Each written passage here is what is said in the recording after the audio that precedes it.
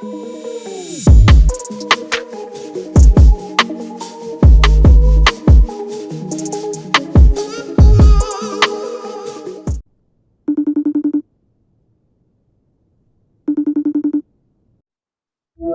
guys, welcome to the Sports Latte, and it's your host, Janae Robinson. Welcome to season 2, guys. This season we'll be interviewing 6 athletes and 1 bonus episode, hearing stories of their journey in track and field and how they have impacted the industry and how the industry has impacted them. This episode is sponsored by the Great Label Shop. The Great Label, their new merch just came out, so check that out.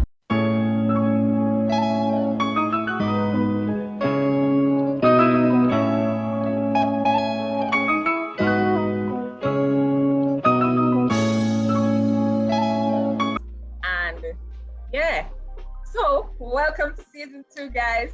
Our first guest is Michael Smikle. He is not just an athlete. He has so much things under his name. He's a DJ, he's a dancer, he's an event promoter, he's a motivational speaker, and so much other things. So give it up for Michael. Woo! Hello guys, what's up? I'm Michael Smikle. You can call me Frost MD. Whatever you want, or MD, whatever you choose to call me. And yeah, welcome to season 2. Big up Sports Latte. Thank you guys for having me. Big up the Great Label, you don't know. Yeah. Okay, so let's just jump right into it. So we're talking about post-Olympics, and we're talking about you and your journey as an athlete. How did this thing all start?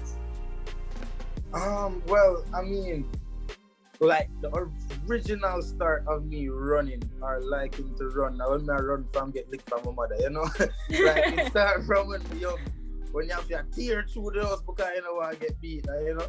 And I mean, I guess but growing up, you know, it was always a Caribbean thing to either run or play football or some sport.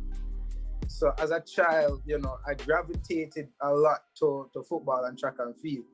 And those were my 2 major sports while growing up. Football was, oh my gosh, you know? And track and field, I was more serious about football than track and field, actually. Yeah. And I guess coming up over the years after a while is like, when you leave from one island to the next, the team chemistry is off. You can still be a good player, but team chemistry can not be there. And then I started to gravitate more to track and field. You know, after a while of just training hard and focusing more on it, in a sense, and until I reached the point where it's like they gave me the ultimatum of it's either football or track, you can't both. Yeah. And I said, all right, cool, you know what, me just try stick to this track thing and give it a good try, see if it can go. Because them time football they really had enough, you know. And I used to play defense. Them time you know, people don't really look on the defense. They look more upon the forward them and get the forward them, the high one, you know? So I said, all right, cool. And in those days, I was a sprinter back then. So yeah. And I used to be killing the 100 and the 200. And this is when I lived in Turks and Caicos. I used to be killing the 100 and 200. And, you know, so I said, all right, cool. Maybe this track thing is really where it should go. And then when I moved to the Cayman Islands, I still was playing football. But then I kind of gravitated more to track, and the training that I had, it never leave the energy from go football training after track. So yeah, until, you know, I started, you know, just going to track, and that is where I'm just doing track. You speak about moving from one island to the next. So yes, you're born in Jamaica, but you lived in Turks and you lived in Cayman. Adjusting to not only making new friends, and the new environment. How did you really manage to adjust from moving from different countries? Oh my gosh, the adjustment I think was those were the hardest parts of moving. Just the adjustment from Turks and Caicos, island of you know, unity. Them nice people. Yeah. You know, great vibes, the island life. To Cayman, it was very hard at the start. But not like it was very hard. When I just got to Cayman, I really wanted to leave. Like, it was not fun at all. And it took a while before people could warm up to me and for me to warm up to them. And grade 7 was terrible. Every day I'm gonna get bullied and them things. I'm just telling you, I want to leave for that, But eventually you started to understand the culture, you started to understand the people, and then they started to understand you. And when that understanding, came about and it started to flow, then it was like a whole blossom of who MD was. And the people of Cayman Islands really helped me to be where I am today. Thanks to them and everybody that supports me there, and also Turks and Caicos, because I had a lot of support in Turks and Caicos as well in my primary.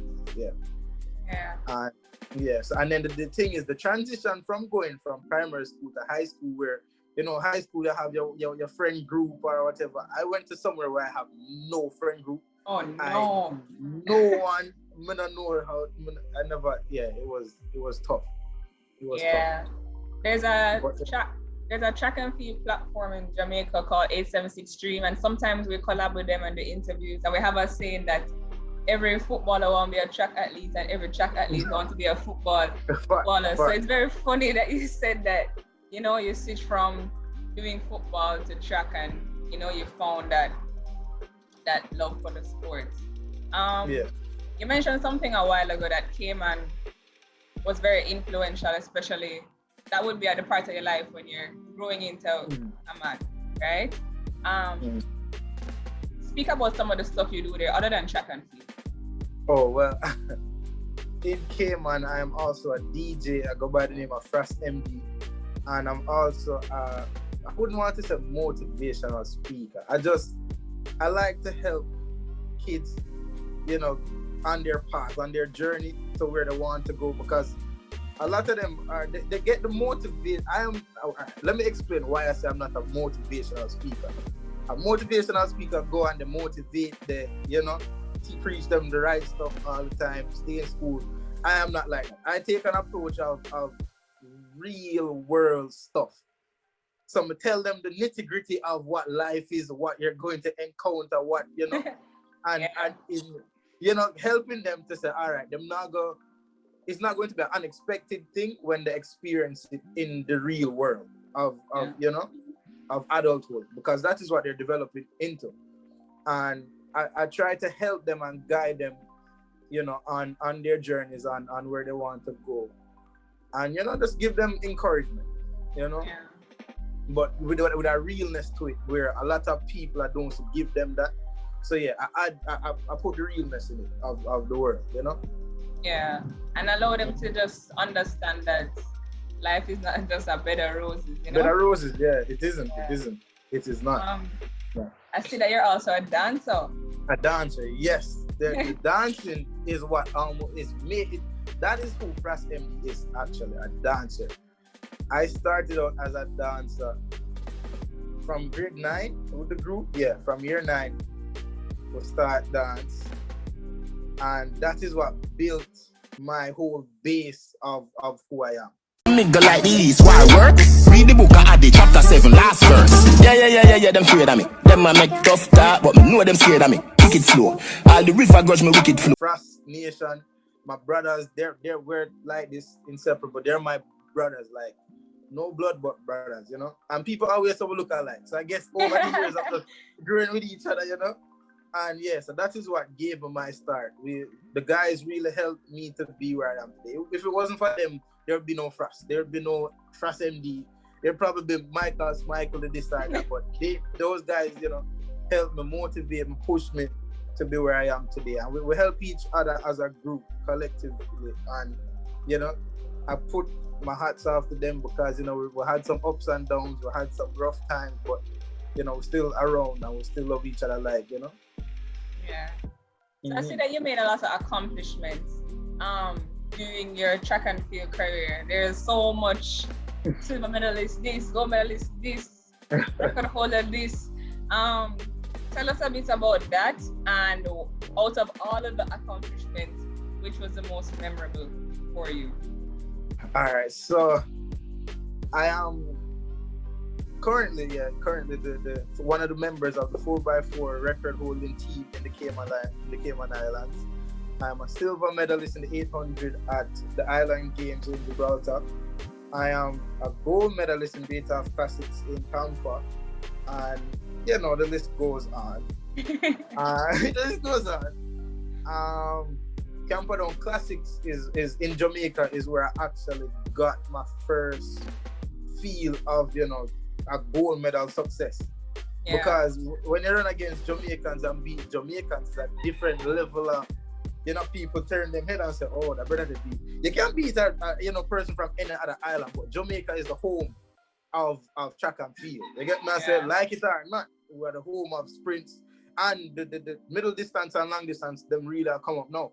Yeah. And when I came to Jamaica for Camperdown Classics, it was when I won my first 800 meter. And I running against guys from Calabar, guys from JC, guys from KC, it was very challenging because I wasn't used to this competition in the Cayman Islands. Yeah. And getting that experience, getting that exposure really helped me to push and say, all right, cool, I'm gonna go against the top of the top.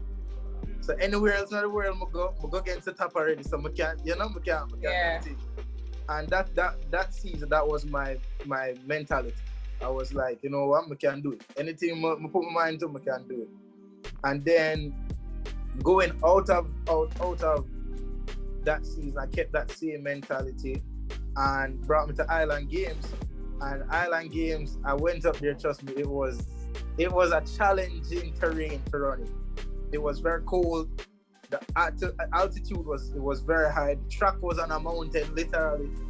And so it was like 50 something degrees the first day. I do my warm up, I do 5 laps, I sweat. I feel like more shiver same way, But I still pushed through. I came second in my heats, and in the finals, oh my gosh, the first lap, I said, all right, cool, I have this. Come through the first lap, like about 53, 52. So all right, cool. By the time I reached 120, my chest was got up. I said, no. What is, I said, yo, what is, like, I feel like I breathe and there's no air coming into me. I said, no, man. And, I just had that mentality of, yo, you're there, you run, might as well you give it all. If you drop down, you drop down. And the last 120 of the race, I just give it my all. And, that gave me the silver medal. It was a silver medal because it was a tie between me and the guy in third. So, yeah. But so that was what built my accomplishments up till today. And then 2020 hit, and track meets got cancelled. Everything get postponed. MD I got here. Oh, never mind. Yeah, so it was very challenging. Yeah. Spoke about the fact that COVID-19 emerged, and we know that goes with track and field and the world. How I know that Cayman had different restrictions from Jamaica. How did that affect you mentally, as it relates to life, and mentally as it relates to your track and field career? All right, so COVID-19, it affected me. All right, I'm gonna start with the negative. Start with the negative because it wasn't much negative. So it affected me because it only stopped me from traveling to compete, and it postponed a lot of meets, and that was really the challenging part of it, because competition is outside of Cayman. Not saying that there's no competition in Cayman, but when you really compete and go against people that is because there's only a few 800 meter runners in Cayman, and you want to go out and experience, Yeah. And it was challenging in terms of not being able to travel. But training wise, oh my gosh, quarantine made me go mad. Like, I trained so hard during quarantine because in my mind, I'm like, all right, I'm behind. Not realizing that I am fighting so much to be forward that I was like excelling in training. Yeah. And, I couldn't be physically on the track, but when we do get let out and I go on the road runs, I was clocking sometimes. I say, yo, wait, how my road run them I get faster? I'm not cheering on the track. And so it really drove me to really train harder, because I'm already in a mentality of I can't train good something behind, which put me in a state of I'm not for fight, I'm not for push, I'm not for work harder at home or at wherever I could link my coach to train.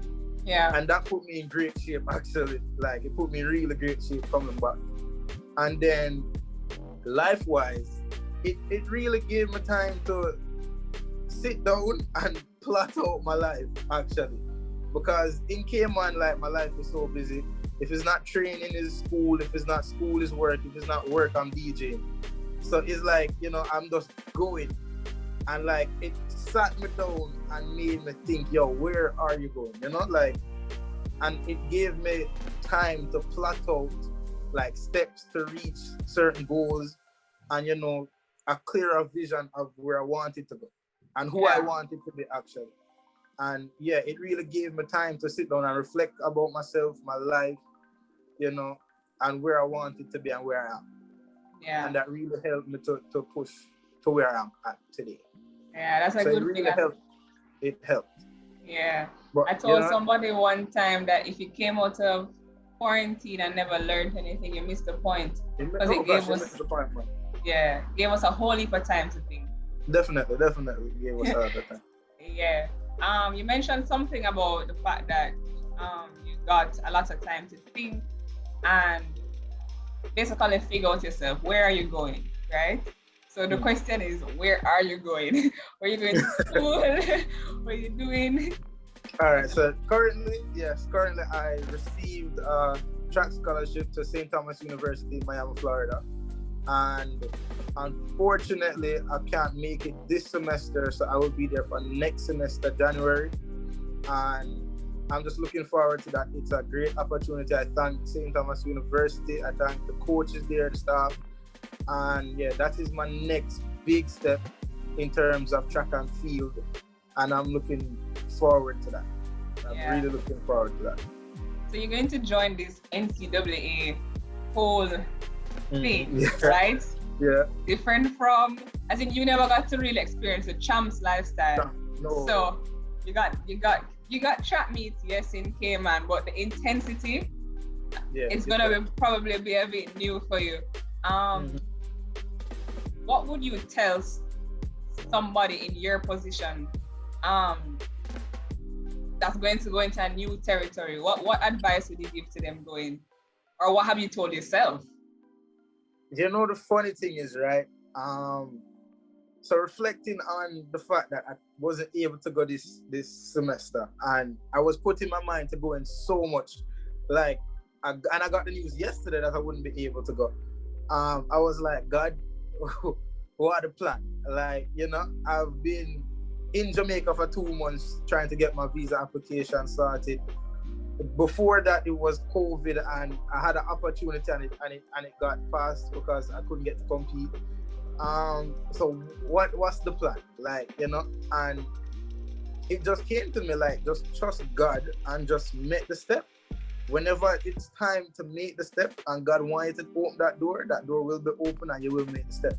So just trust in God. Don't lose sight of hope. Don't lose the faith. Hold the faith. Hold the faith. You know? And just trust God. Trust the process. Trust your training. Just trust, you know? Yeah. Keep faith. And you talk about going to St. Thomas University. Is it a case that you see yourself doing track and field later on in life, like after you finish college, or is it just something that you want to do for now, get your degree, and then move on after that? Oh, yeah, I definitely see myself doing track and field after college, because like I wouldn't be pursuing it this long if I never had a momentum of, you know, wanting an occupation or a career in it. So I definitely see myself going pro. I definitely see myself at next Olympics. We're there. We're there. We're outside. You know. Outside. Yes, I definitely see myself continuing track after college and stuff until, you know, run until my foot them fall off. Until my God show me say, yo, time for stop. I'm say, all right, cool, God, time for stop. Yeah. Well, MD, I really appreciate you, you know, talking to the Sports Latte, being as vulnerable as possible and encouraging people along their journey. Some people might be experiencing the same thing as you, some people probably have different stories, but parts of your stories relate to them. Thank you, MD, for talking to the Sports Latin today. It was a pleasure talking to you. Thanks for motivating. Not only, I'm sure athletes out there have been uplifted, but also me. Have faith, look forward to positive in life, Yeah, definitely. We, the Sports Latin family, are looking out for a lot of things from Frasser. Definitely. So thank you. All right, thank you guys for having me. It was a pleasure. Jenny, pick up yourself. Thank you.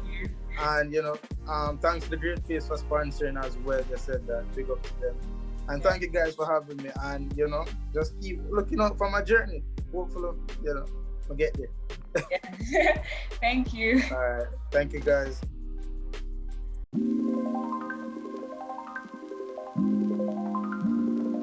Hey guys, welcome to the bonus feature of the Sports Latte. We're here with Michael Smikle, also known as Frost MD, also known as that. Check him out on Instagram.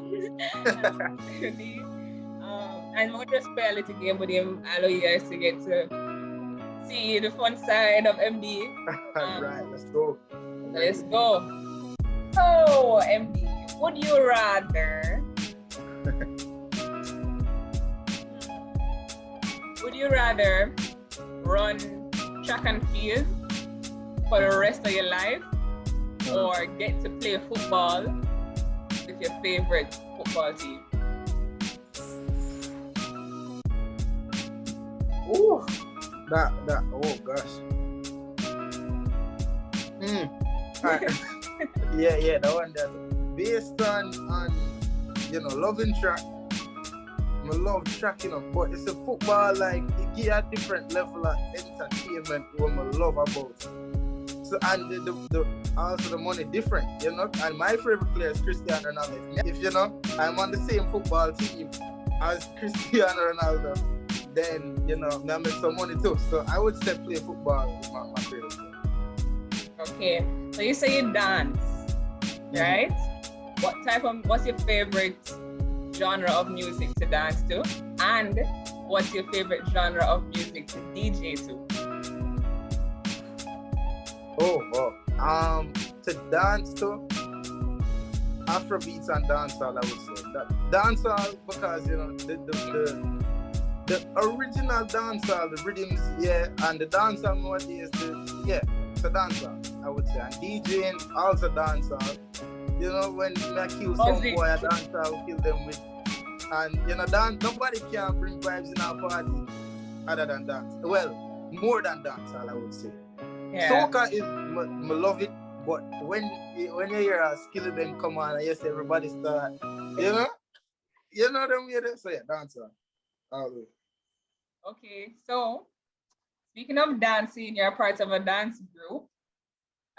Big up Cross Nation, my nation. It's probably going to be a hard question. Right. If you're supposed to rate the best dancer in the group and the worst dancer in the group,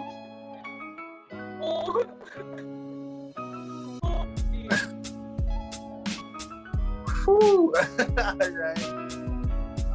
Boy, that one I go put me in trouble. I'm best.